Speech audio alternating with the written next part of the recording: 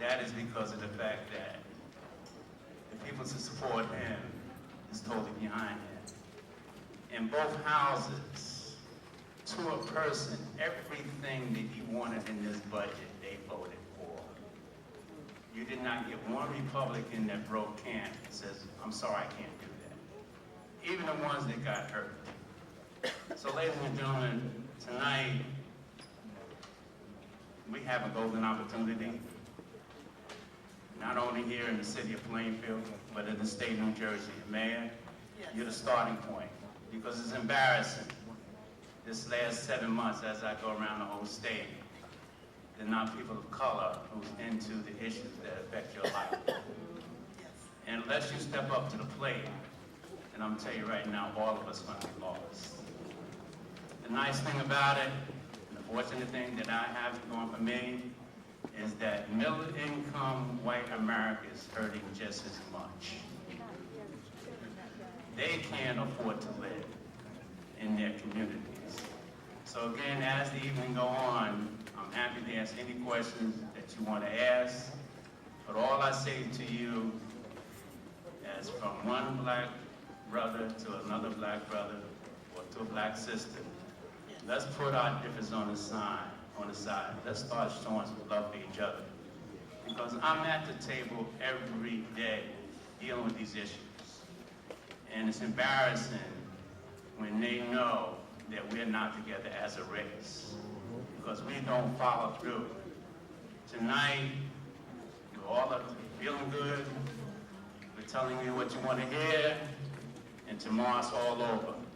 And that's the way they think we think. And we have to change that. So again, I'm going to do what I have to do, because at the end of the day, there's only one person I have to answer to, and that's God. And I feel in my heart, I know what I had to do. That's right. And I don't feel guilty, because number one, the governor asked some of his people, well, what's with this Jerry Green? He's been there 19 years, and let me tell you something. You're going to have to take him out before you get him to bend and go the wrong way. Put your hands together, brothers and sisters. Thank you.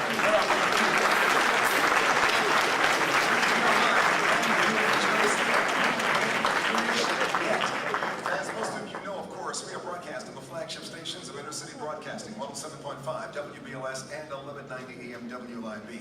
We're simulcasting right now on both radio stations. In our next hour, we'll pick up WLIB, your praise and inspiration station. Fittingly, we'll have some members of the clergy who will join us along with the rest of our panel, and we'll also be taking some of the questions and comments that you yourself raised tonight, so the people's voice will be heard.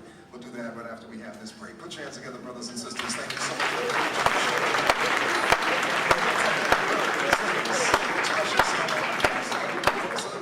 WBLS and setting up what happens next hour. You know that's the GE Mind Flight from 1190 WLIB.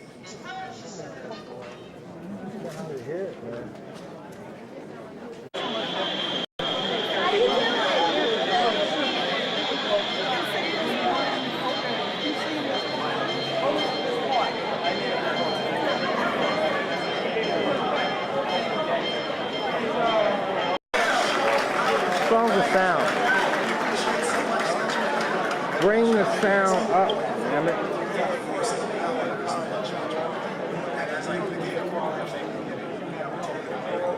Bring the sound up.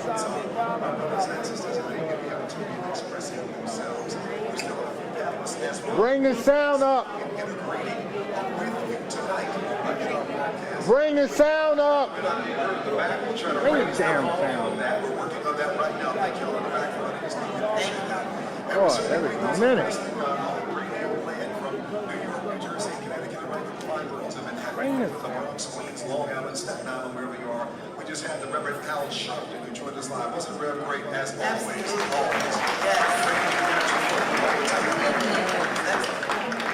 We're putting together a Q&A. Sister Ann Tripp and Egypt are actually in our listening audience, and they will actually be sharing with us momentarily what some of the questions and comments are from some of our brothers and sisters. And what we're going to be doing is we'll be integrating our panelists and giving them a chance to also respond to some of the questions that are actually being put forward. The two first Ann Tripp and some of the things that are actually happening out there with our brothers and sisters in the line. don't have to have this done. And just 1 second, we're just working. I think that's it. Okay, great.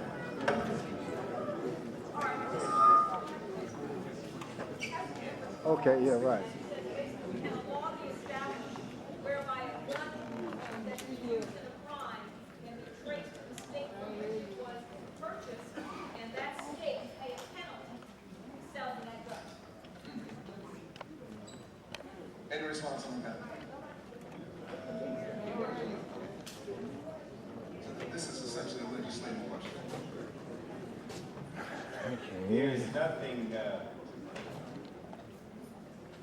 the answer is yes, you could establish such a law, but I'd be perfectly honest, because you want me to be, in the Congress at the federal level, we have it's almost impossible to pass any kind of restrictions on guns or any kind of progressive legislation on guns. And I think, you know, I'm not trying to be an apologist, but probably the most powerful organization in the country right now is the National Rifle Association.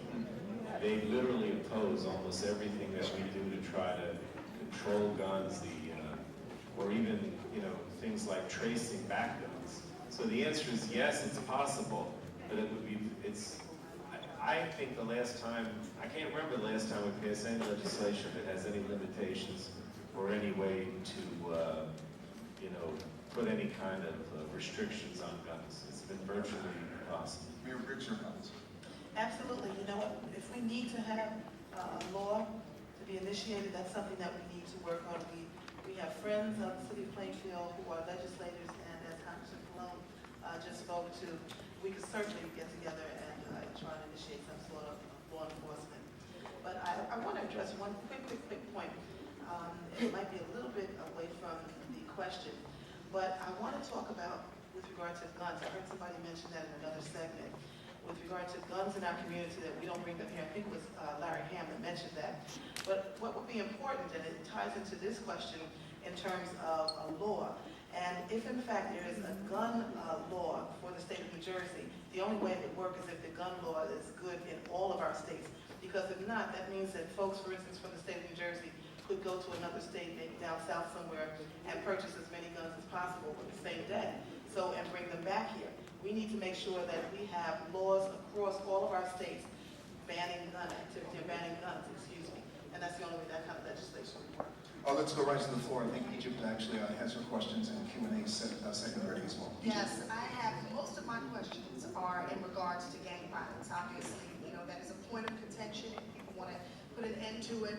Some of the questions are in regards to the mayor of Newark. Was he invited or a representative? Because it is not just here in Plainfield, and if you want to stop it, you got to reach out and stop all of the extended arms. They also want to know if any of the gang members were invited. There were, I'll answer that, I'm sorry. There were many other folks who, other legislators, other mayors, what have you, who were invited. Some were unable to come today, which we understand.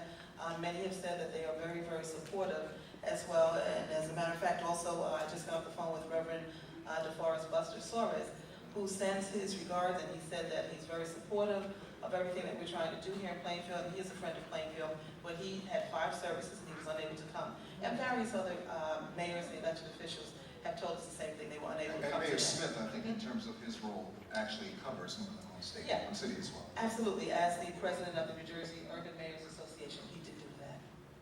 Here's a follow-up question in regards to gang violence. Obviously, many innocent bystanders, their property, their businesses, their homes have been affected. Windows broken, buildings spray painted. One person says that their entire business was spray painted, and they called the town and they said, "Well, just paint over it." You know? So they want to know what the city is going to do, if you have any plans to help people when they suffer loss because of gang violence. I would like for that person to please make sure to call my office or the city administrator tomorrow, because that answer is unacceptable. What we try to do is we try to assist our residents. As a matter of fact, I visited a home recently. Sergeant Larry Brown brought me to a lady's home in the community. They call her Aunt Lily. And Aunt Lily showed me multiple gunshots in her house. And she said her family was sitting out on the porch. And someone came by in the car and just randomly shot up her property. She's a strong lady. She said she's going nowhere. She's going to inform the police, work with the police department in any way possible, and we want to work with her as well. We did ask her and speak to her with regard to the repairs